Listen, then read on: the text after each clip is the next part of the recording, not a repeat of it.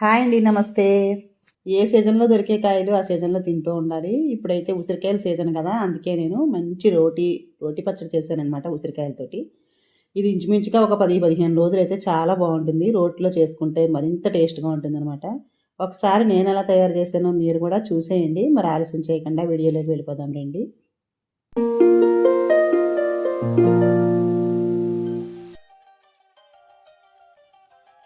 నేనైతే ఒక 5 ఉసిరికాయలతోటి రోటి పచ్చడి చేస్తున్నాను. ఎక్కువేం కాదు. ఎంత క్వాంటిటీ పడుతుందో మీరు చూడండి, ఎంత పచ్చడి అవుతుందో. ఈజీగా ఉంటుందన్నమాట. అప్పటికప్పుడు ఇలా టేస్ట్గా చేసుకోవచ్చు అనమాట. ఉసిరికాయలు శుభ్రంగా కడిగేసి ఇలా గింజలు తీసేసి ముక్కలుగా కట్ చేసేసుకుని ఒక ప్లేట్లోకి వేసేసుకున్నాను. ఇప్పుడు స్టవ్ మీద కడాయి పెట్టేసి కొంచెం ఆయిల్ వేసి శనగపప్పు, మినగపప్పు, ఆవాలు, కొంచెం మెంతులు కూడా వేసుకోవాలి కంపల్సరీ. మెంతులు, జీలకర్ర వేసి వేయించుకోవాలన్నమాట. మనం కొబ్బరికాయ పచ్చడి చేసుకుంటాం కదా, అలాగనమాట. అలాగే కారానికి తగ్గట్టుగా ఒక 5-6 ఎండుమిర్చి వేస్తున్నాను. ఎండుమిర్చి చాలా కారంగా ఉంటాయి, అందుకే తగ్గించి వేసాను.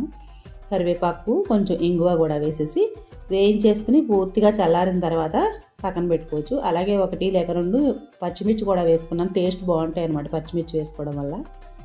అవి మీరు కారాన్ని తగ్గట్టు చూసి వేసుకోండి. ఇవన్నీ వేయించేసి ఒక బౌల్లో వేసేసుకున్నాను, చల్లారుతూ ఉంటాయి. ఇప్పుడు ఉసిరికాయ ముక్కలు కూడా వేయించుకుందాము. ఇంకొంచెం ఆయిల్ వేసేసి ఉసిరికాయ ముక్కలు వేస్తున్నాను. 1.5 స్పూన్ వరకు ఆయిల్ అయితే సరిపోతుందండి. పచ్చడికి ఆయిల్ కూడా ఎక్కువేం పట్టదు. కేవలం 5 కాయలే కదా నేను చేసేది. అలాగే ఇందులో కొంచెం ఉప్పు, పసుపు కూడా వేసేస్తున్నాను. ఉప్పు సరిపడినంత వేసేసి స్టవ్ లోపల పెట్టి అలా కలుపుతూ ఉంటే ఉసిరికాయలు మగ్గిపోతాయి, తొందరగానే ఉడికిపోతాయి అన్నమాట. పచ్చికాయల కంటే ఇలా కొంచెం వేయించేసుకుంటే పచ్చడి చాలా బాగుంటుంది. ఆల్మోస్ట్ ఉడికిపోయాయి. ఇవి కూడా తీసి పక్కన పెట్టుకున్నాను. బాగా చల్లారిపోయిన తర్వాత నేను రోట్లో వేస్తున్నాను. రోలు అందుబాటులో లేకపోతే మిక్సీలోనైనా పచ్చగా మిక్సీ చేసుకుంటే బాగుంటుంది. ఇది మరీ మెత్తగా చేయకూడదు అనమాట. ముందుగా పోపు అయితే వేసాను కదా, పప్పులు అవన్నీ కూడా కొంచెం పౌడర్ చేసేసుకున్నాను. ఇవి కొంచెం బాగా నలిగిపోతే అప్పుడు మనం మిగిలిన వేసుకోవచ్చు.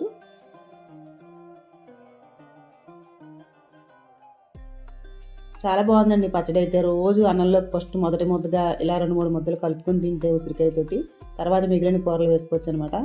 రోజుకి ఊరే కొద్దీ టేస్ట్ అనేది భలే ఉందండి. ఇప్పుడైతే ఇందులోకి ఉసిరికాయ ముక్కలు కూడా వేసేస్తున్నాను.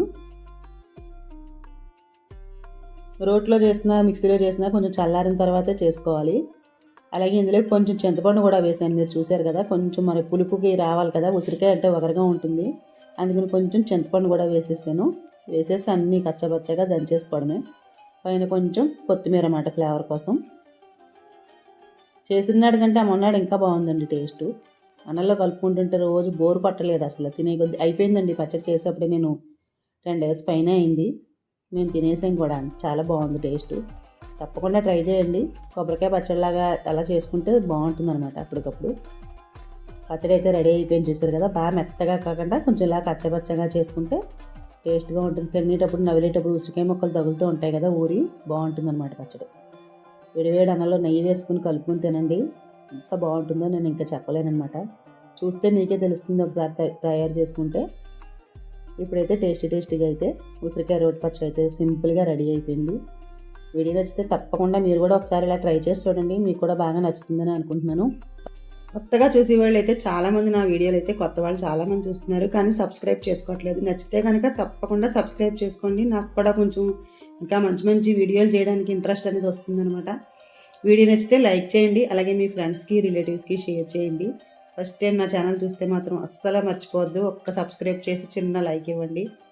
ఇందులోకి ఉప్పు, కారం, పులుపు అన్నీ చక్కగా సరిపోయాయి అనమాట. చాలా బాగుంది. వేడివేడి అన్నంలో నెయ్యి వేసుకుని తింటే ఆహా అనాలన్నమాట.